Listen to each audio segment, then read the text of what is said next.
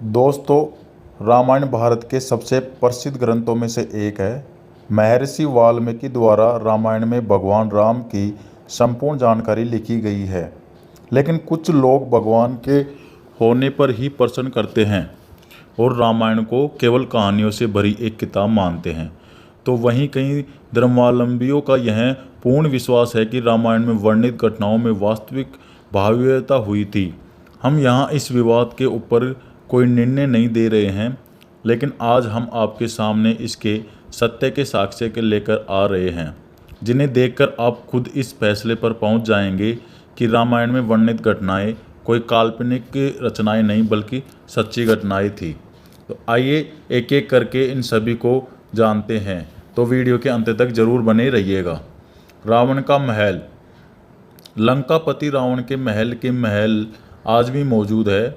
यह शाही महल है जिसमें रावण अपनी पटरानी मंदोदरी के साथ निवास करता था। इस महल को पवन पुत्र हनुमान ने लंका के साथ जला दिया था।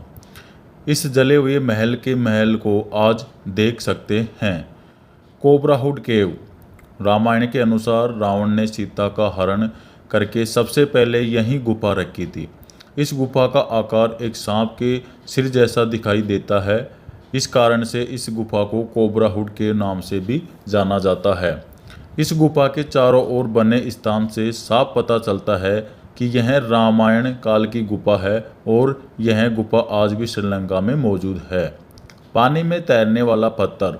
राम सेतु पुल के पत्थर पानी पर तैरते थे। सुनामी के बाद राम सेतु पुल के पत्थर में से कुछ जमीन पर आ गए थे। राम सेतु को बनाने के लिए विशेष प्रकार के पत्थर का प्रयोग किया गया था, जिसे विज्ञान की भाषा में फ्यूमाइस स्टोन कहा गया है। वर्कशॉप ने जब इन पत्थरों को पानी में फेंक दिया तो वह तैर रहे थे, जबकि दूसरे पत्थर पानी में डूब गई। आइए सुनामी के दौरान राम में यह पत्थर नीचे दिखाई दिया। बता दें कि आज भी आपको कई साधु संतों के पास तैरने वाले पत्थर मिले हैं। हनुमान गढ़ी। माना जाता है कि श्री राम की शरण हनुमान जी इस स्थान पर करते थे।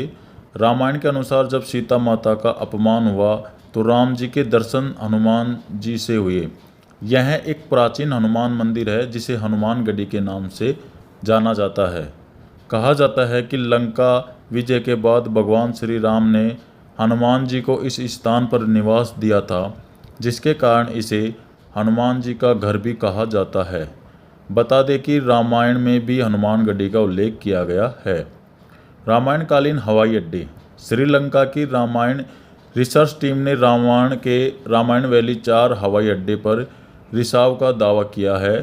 श्रीलंका की रामायण राय समिति के अनुसार रावण के 4 हवाई अड्डे थे। उनके 4 हवाई जहाज़ों के नाम कुछ इस तरह है: उसानगोड़ा, गुरुलोपाता, टूटुपोलाकांडा और वेरियाफोला। इन 4 में से एक उसानगोड़ा हवाई अड्डे को नष्ट कर दिया गया था। समिति के अनुसार सीता की खोज में जब हनुमान जी लंका क्षेत्र में रावण का दहन करते थे तो उसानगोड़ा हवाई अड्डे को नष्ट कर दिया गया था। उसानगोड़ा हवाई अड्डे को स्वयं रावण ने निजी तौर पर इस्तेमाल किया था। द्रोणगिरी पर्वत। रामायण की कथा में बताया गया है कि लक्ष्मण और मेघनाथ के युद्ध में मेघनाथ के बाण से लक्ष्मण मूर्छित हो गए थे। तब राजवैद्य सुरेन के उपाय के अनुसार द्रोणगिरी पर्वत से संजीवनी बूटी लाया गया था। तब हनुमान जी संजीवनी लेकर द्रोणगिरी पर्वत गए थे। उन्हें संजीवनी की पहचान नहीं थी तो उन्होंने पूरा पर्वत ले जाने का फैसला लिया। प्रोटोटाइम से संजीवनी बूटी निकालकर लक्ष्मण के प्राण की रक्षा की गई। लक्ष्मण जी के ठीक होने के बाद हनुमान जी ने द्रोणगिरी पर्वत को उसी स्थान पर रख दिया। यह पर्वत आज भी श्रीलंका में मौजूद है और जब द्रोणगिरी ने इस पर्वत पर शोध किया तो पता चला कि इस पर्वत पर वही बूटी पाई जाती है जो आज भी मौजूद है, हिमालय पर्वत पर ही पाई जाती है। लेपाक्षी मंदिर। सीता हरण के बाद रावण माता सीता को जिस मार्ग से लंका ले जा रहे थे उस मार्ग पर राम भक्त जटायु ने रावण को युद्ध के लिए रोका था, लेकिन रावण ने जटायु के दोनों पंखों को काटकर उन्हें गंभीर रूप से घायल कर दिया था, जिसके बाद वो घायल अवस्था में श्री राम के सामने प्रकट हुए और उनके भगवान में ही अपना प्राण त्याग दिया। जिस स्थल पर जटायु स्मारक है वहाँ लेपाक्षी मंदिर का निर्माण कराया गया था। यह मंदिर आज भी आंध्र प्रदेश में देखा जा सकता है। पंचवटी।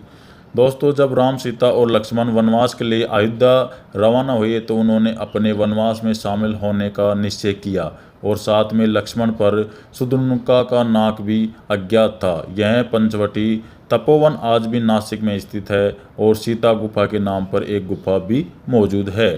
कोणेश्वर मंदिर।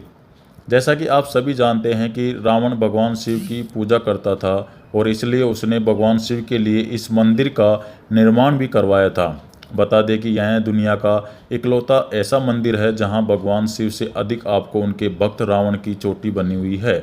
बता दें कि इस मंदिर के एक शिखर पर रावण के 10 सिरों का दर्शाया गया है। हनुमान जी के आदिवासियों का निवास। हनुमान जी जब सीता जी की खोज के लिए समुद्र पार कर रहे थे तो उन्हें साक्षात दर्शन हुए। फिर वह आकाश मार्ग से समुद्र पार करके रेतीले स्थान पर पहुंच गया। ऐसी जगह है जहां वे सबसे पहले वहां कदम रखे थे वहां के तीर्थयात्रियों के निशान बन जाते हैं। आज भी वहां की शैलियाँ मौजूद है। इसके अलावा रावण ने माता सीता का हरण करके उन्हें अशोक वाटिका में बंधक बनाकर रखा था। उसके पास एक झरना भी है। इसी झरने के पास ही हनुमान जी के दर्शन के अवशेष प्राप्त है। कार्बन डेटिंग से जांच करने पर इन पद चिन्हों की उम्र लगभग 7000 वर्ष पूर्व की बताई गई है। इसके अलावा ऐसी भी एक जगह है जहां पर भगवान हनुमान जी के दर्शन करने का दावा किया गया है। राम सेतु। राम सेतु को एडम्स ब्रिज भी कहा जाता है जहां यह भारत के दक्षिण पूर्वी तट के किनारे स्थित है। राम सेतु द्वीप के मध्य में स्थित है।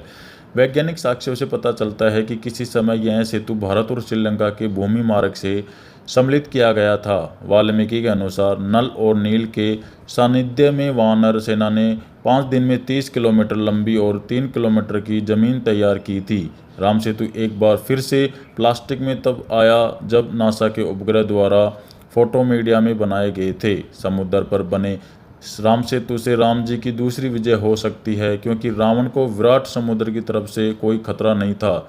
आज भी राम सेतु का होना रामायण को सच साबित करने का सबसे बड़ा प्रतीक है। रावण का शव।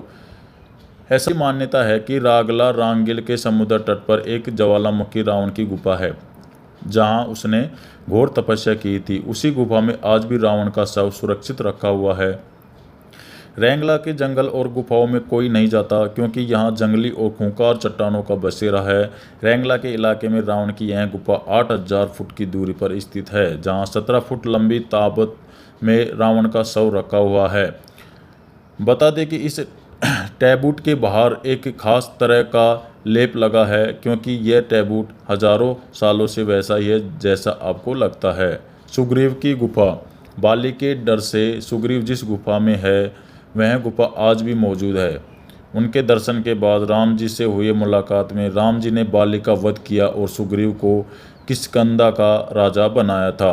अशोक वाटिका। वर्ष 2004 में पंजाब के बंगा इलाके के रहने वाले अशोक कैंत ने श्रीलंका में अशोक वाटिका की खोज की थी। बता दें कि रामायण में वर्णित अशोक वाटिका आज भी श्रीलंका में स्थित है जहां रावण ने सीता माता को हरण करने के बाद कैद करके रखा था। इस क्षेत्र में लाखों की संख्या में आज भी अशोक के लंबे चौड़े वृक्ष है। अशोक वृक्षों की अधिकता होने के कारण ही इसे अशोक वाटिका कहा जाता है।